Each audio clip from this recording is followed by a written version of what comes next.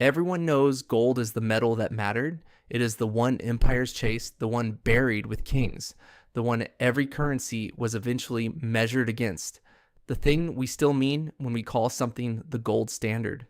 So here's a small, stubborn fact that sits underneath all of it. The coin in a Roman soldier's pay was not gold. It was silver, a thumb-sized disc called the denarius, and for most of recorded history, it was silver, not gold, that actually moved through human hands, paid the armies, filled the markets, and stitched one side of the planet to the other. Gold was the trophy, silver was the money. That distinction sounds like a technicality. It runs under 3,000 years. Gold was rare enough to hoard and too rare to spend, so it stayed mostly still, in temples and treasuries and around the necks of the powerful. Silver did the moving. There was enough of it to circulate and too much value locked in it to waste, and that middle rank, forever second place behind gold, is the very thing that made it the working metal of the ancient world. To see how that works, we start with one silver strike that helped decide which language you might be reading this in. Around 483 BC, miners at Laurion, in the rocky southern tip of Attica, cut into a rich new vein of silver. The timing was almost absurd. Persia had already invaded Greece once and been thrown back at Marathon, and everyone in Athens understood the Persians would come again, larger and angrier. Now, the city had a fortune in fresh silver, and an argument about what to do with it. The easy, popular answer was to split the money up, a tidy payment handed to every citizen. One politician stood against the easy answer. Themistocles wanted the whole windfall poured into warships. He won the argument, and only barely. Athens turned its silver into roughly 200 triremes, long and fast, and built to ram. When Xerxes came in 480 BC with a fleet that should have swallowed the Greeks whole, those ships met the Persians in the narrow strait at Salamis, where sheer numbers stopped mattering and seamanship started, and broke them. The historian Herodotus tells it more or less straight. A vein of silver became a navy. The navy became the reason Athens survived and the reason the classical Greek world got its next 100 years instead of ending in a footnote. I find it hard to overstate how thin that thread was. Change one vote in the assembly or the year of the strike, and there is no fleet waiting at Salamis and possibly no Athens worth remembering afterward. A rock full of silver did that. It is worth sitting for a second with where the silver came from, because the story is not a clean one. Laurion was worked by enslaved people, thousands of them, in tunnels sometimes barely a meter high, breathing foul air by the light of small clay lamps, crushing and washing ore in conditions that routinely killed. The victory is sometimes called a battle won by the slaves of Laurion, and that is not poetry. The freedom Athens is remembered for was paid for, quite literally, in silver dug by people who had none of it and none of the freedom either. Rome ran on the same underlying logic, only larger. The denarius was the coin of the empire. The unit soldiers were paid in, taxes were reckoned in, rents were owed in, and bread was bought with. A day laborer's wage and a legionary's pay were both counted out in these small silver discs, which meant that for the ordinary Roman, money was not an abstraction and it was certainly not gold. It was a specific weight of silver you could bite. And for a very long time, the popular story about that coin was a tidy little morality tale. Rome, the story goes, slowly cheated its own money, cutting the silver with cheap base metal year after year until the coin became a kind of lie, and the empire rotted in step with its currency, the money decaying as Rome decayed. The real picture is more interesting and a good deal less neat. Two researchers, Kevin Butcher and Matthew Ponting, did something earlier studies had mostly avoided. They drilled into the cores of more than 1,000 Roman coins, past the deceptive surface where older tests had gone wrong, and measured what was actually inside the metal. The denarius, they found, held close to pure silver right up until Nero, who around the AD 60s cut its fineness to roughly 80%. So, the debasement was real. But they argue it was a deliberate fiscal and monetary instrument, a lever emperors chose to pull. For reasons of state, and not simply the metal symptom of a dying civilization. I think the neat version of coinage quietly rotting in time with the empire is a story we should be a little suspicious of, precisely because it is so satisfying.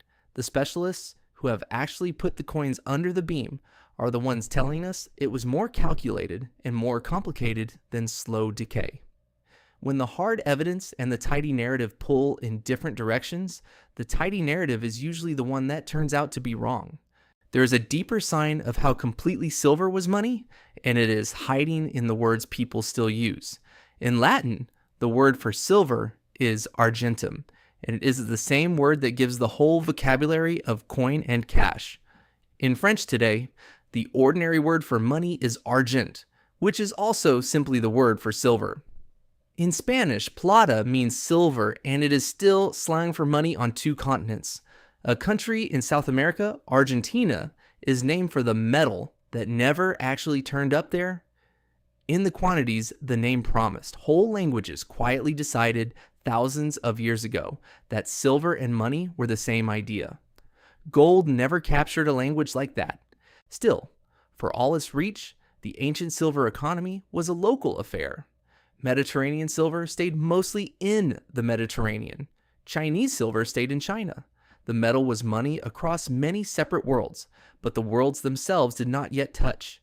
Then, in the 16th century, the scale of the entire thing changed, and silver stopped being the money of scattered empires and became, for the first time, the money of the whole planet at once. It started with a mountain. In 1545, high in the Andes of what is now Bolivia, at an altitude near 4,000 meters where the thin air fights you for every breath, the Spanish found Cerro Rico, the rich hill. It was a mountain very nearly made of silver. Over the next 2.5 centuries, this single peak produced something on the order of 4/5 of all the silver mined anywhere on Earth. The town that grew at its foot, Potosí, swelled into one of the largest cities in the world, the size of London or Seville, stranded impossibly high in the mountains for one reason and one reason only: the metal. That output was torn out of the rock by force. The Spanish took an older Andean labor custom and hardened it into the mita, a forced draft that required highland villages to send a share of their men, on the order of 1 in 7, to work Potosí in rotation. They went down the shafts on notched poles and rope, hauled ore up on their own backs, and labored around mercury, which was used to pull the silver from the crushed rock, and which poisoned quietly and certainly. How many people died in that mountain over the centuries is genuinely uncertain, and the honest figures come wrapped in wide error bars. But every serious account agrees the human cost was staggering. The wealth that would grease the first global economy was mined at a price that was never once paid to the people who actually paid it, because it truly was a global economy. In 1571, the Spanish founded Manila, and with it opened a trade route that had simply never existed before: a yearly galleon crawling across the open Pacific between Acapulco and the Philippines, carrying American silver west to meet Chinese silk and porcelain flowing east. Two historians, Dennis Flynn and Arturo Giraldez, make the case that world trade, meaning a single connected global market, was effectively born in that year, at that link, and that the substance pumping through it was silver. Out of that same silver came the first genuinely worldwide coin. The Spanish struck their American silver into the peso, the famous piece of 8, the real de a ocho, and that coin went everywhere. It was trusted in the markets of China, spent in the ports of India, and passed hand to hand in the British colonies of North America, where it was so ordinary that the young United States modeled its own new dollar directly on the Spanish silver coin already in everyone's pockets. The dollar sign itself is often traced back to that Spanish peso, although that origin is debated and no one can prove it cleanly. Whatever the truth of the symbol, the point stands. The dollar in your wallet is the descendant of a lump of Andean silver, and the far end of the whole pipeline was China. The Ming state had been drifting towards silver for a while, but in 1580, the reformer Zhang Zhuzheng pushed it through as law, folding a tangle of separate taxes and labor duties into a single payment owed in silver. This is the single whip reform, and it did something quietly enormous. It meant that a peasant in the Yangtze Delta now owed his taxes in a metal being dug, increasingly, out of a mountain on the far side of the world. China became a vast sink for silver, pulling in something close to half of everything the New World produced. A farmer in China, a drafted miner in Bolivia, a merchant in Seville, all of them were now knots in one net, and the single thread running through every knot was silver. No emperor planned that. It simply happened because millions of people who would never meet had quietly agreed that silver was the thing a debt was made of. Climb down into the worst end of that pipeline for a moment. A man from a highland village, taken for his rotation, stands at the mouth of a shaft in the freezing thin air of Potosí. Below him, the mountain falls away into black. He climbs down poles and rope with the others, hundreds of feet, into heat and choking air, and works a shift measured not in hours, but in how much ore he can carry back up on his own spine. The silver he claws loose will be stamped into coins, loaded onto mule trains, dragged across Panama, shipped over an ocean, and it may finish its journey in a market stall in Ming, China, as the tax payment of a farmer who will never learn this man's name, or that he existed, or that a mountain slowly consumed him for it. That is the real machinery of the first global age. It was not spice, and it was not gold that wired the planet together. It was silver, and the people forced to dig it. For 3,000 years then, one rule held almost everywhere. Silver was money. And then, inside the span of a single human lifetime, the modern world quietly fired it. The turn came in the 19th century, and the United States marks it as cleanly as anywhere. In 1873, a coinage act ended the free minting of the silver dollar and set the country on the road to gold alone. Almost nobody noticed at the time. Then silver prices slid, miners carried their metal to the mint and were turned away at the door, and the country slowly worked out what had been done to it. Silver's defenders gave the law a name that stuck hard: the crime of 73. What followed was a 20-year political brawl over whether the nation's money should rest on silver or on gold. Farmers and Western miners on one side wanted silver, and the looser, more forgiving money that came with it. Eastern banks and creditors on the other side held hard for gold. The government tried to buy the anger off. A law in 1878 forced the Treasury to purchase millions of dollars of silver every month. And another in 1890, the Sherman Silver Purchase Act, pushed those purchases higher still. It backfired badly. The silver buying helped drain the nation's gold reserves and fed straight into the Panic of 1893, one of the worst depressions the country had yet suffered. And when Washington repealed the silver law to stop the bleeding, the farmers and miners who wanted silver money were left angrier than before. The fight ran all the way to a convention hall in 1896, where a young politician named William Jennings Bryan defended silver in one of the most famous speeches in American history and flung a warning at the gold men. "You shall not crucify mankind upon a cross of gold." Bryan lost. So did silver. The gold standard won, formally and finally written into law by 1900. And the metal that had been money since before Athens raised a single trireme was, for the first time in recorded history, just a commodity. If this story were only about money and prestige, that is exactly where silver loses, gold wins, and the credits roll. It is not where the story ends, because silver did not retire. It changed careers. An earlier video on this channel argued that gold was never really the most useful metal, that its uselessness was close to the entire point of it. I want to set the mirror image of that idea down, right next to it now. The moment silver was pushed out of the mint, it walked straight into the workshop and the laboratory, and it turned out to be quietly, physically, the best in the world at a job. Gold could never do half as well. Silver conducts electricity better than any other metal on Earth. Not marginally better in some poetic sense, but measurably. sitting right at the top of the table, a few percent ahead of copper and comfortably ahead of gold. The only reason the wiring inside your walls is copper and not silver is money. Silver simply costs far too much to string across entire cities.